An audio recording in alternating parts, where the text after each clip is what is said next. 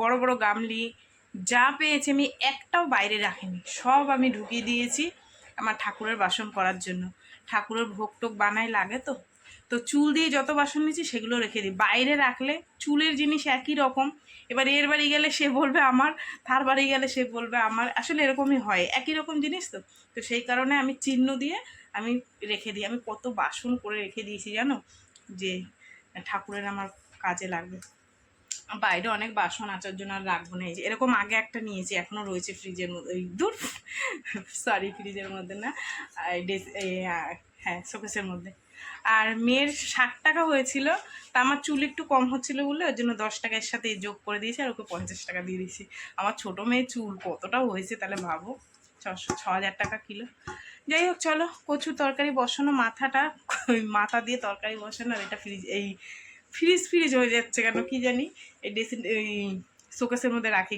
এই যে সব বাসন কোসন সব আমার মেয়ের জন্মদিনে পাওয়া, জানো তো। আমি একটা বাসনও বের করি না, যে বের করলেই এই দেখো, এই বাটিটাও একই সেম, তারও দেখায়, এটাও চুল দিয়ে রাখা বাটি, এই যে একই। আমি কিচ্ছু বের করি না, সব বের করলেই সব আমার। এরপরে তো এই তো দুর্গা পুজোর পরে লক্ষ্মী পুজো, আবার লক্ষ্মী পুজোয় অনুষ্ঠান করতে হবে। এই হচ্ছে কচু দিয়ে আর মাছের মাথা দিয়ে তোমাদের দাদা ভাইয়ের প্রিয় একটা তরকারি। আর কচুগুলো বন্ধুরা একটু দেখো, মানে দেখলে বুঝতে পারবে, একদম মানে গলে গেছে একদম, দেখো এত সুন্দর। চলো আমার রান্না বান্না আজ এই পর্যন্তই কমপ্লিট। মাছের ঝোল আর কচু দিয়ে মাছের মাথা দিয়ে একদম রান্না সমর্পণ। আজকে রান্না বান্না কমপ্লিট। এই হচ্ছে কচুর তরকারি স্পেশাল, মাথা দিয়ে, মাছের মাথা দিয়ে এই নামিয়ে নিয়ে আসলাম। ঠান্ডা হয়ে গেছে অবশ্য, কড়াই তো অনেকক্ষণ ছিল, ঠিক আছে বন্ধুরা। আর এই হচ্ছে মাছের ঝোল, ইলিশ মাছের। এই হচ্ছে আজকে আমাদের দুপুরের খাবার দাবার। এইবার চলো কাজকর্মগুলো সারি। এতটা কচু পচে গেছে, আর কচুটা এত ভালো তোমাদের তো দেখালো, কি করবো, পয়সা জিনিস কিনা আর্ধেক করে দেবো।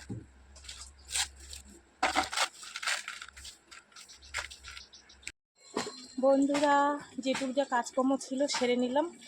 আজকে বৃহস্পতিবার, আসলে তোমাদের দাদাভাই এসছে, ওই আমাদের একটু ঘুরতে যাওয়ার বিষয়ে কথা হচ্ছিল, গল্প হচ্ছিল, ওর জন্য দেরি হয়ে গেল। তারপরে বাসন কোসন ধুলাম, ধুয়ে কলের গোড়া পরিষ্কার করে স্নান করলাম। তার মধ্যে আজকে বৃহস্পতিবার, সব কিছু পরিষ্কার টরিষ্কার করতে হবে, দিয়ে ঘর বদলাতে হবে।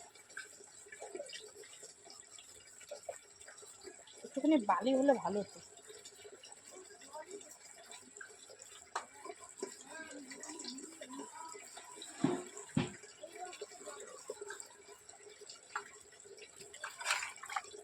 আসলে প্রত্যেকবার ঘুরতে যাওয়ার আগে আমরা ঘর বুকিং করি, তো সেটা নিয়ে তোমাদের দাদা ভাইয়ের আমি দুজনে কথা বলছিলাম। হয়ে গেছে, কালকে টাকা জমা দিয়ে আসতে হবে। কোথায় যাচ্ছে এখনই বলবো না, পরে বলবো, ঠিক আছে।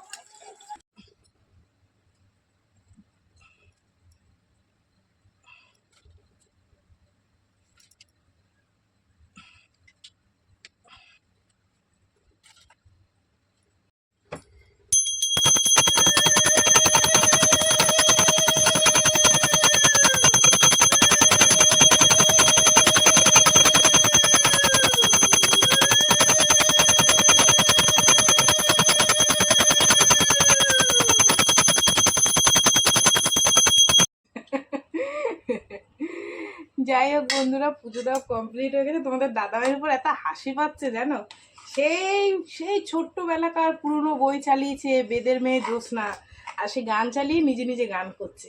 ওর জন্য আমার এত হাসি পাচ্ছে, বলে কি একটু দেখি, আমি বলছি দেখো সেই ছোটবেলার বই।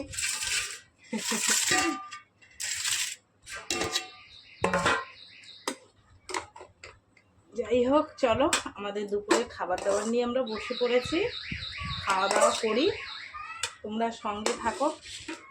চলে আসো, তোমার সেই স্পেশাল কচুর তরকারি বাটিতে করে খেয়েছে, খেয়ে এসে মানে বলছে 100-তে 100 পেয়েছো।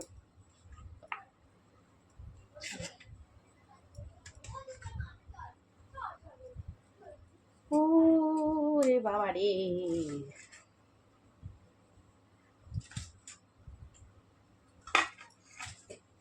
কাঁচা লঙ্কা একটু দেখি খেয়ে, হ্যাঁ কেমন হয়েছে, টেস্টি। ইলিশ মাছের মাথা দিয়েছি না, ভালো তো হবেই।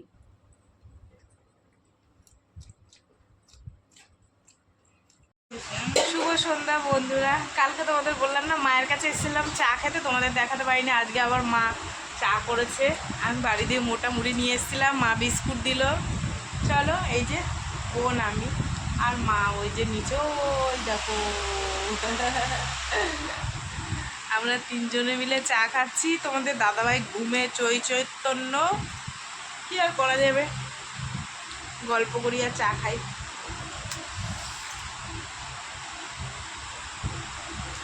আমার মা চা দিয়েছে, আমার জন্য স্পেশাল কাপ বানিয়ে রেখে দিয়েছে, আসলে এটাই চা দেয়। ওকে দেখো কোনটাই দিয়েছে, ওই যে একটুখানি দিয়েছে।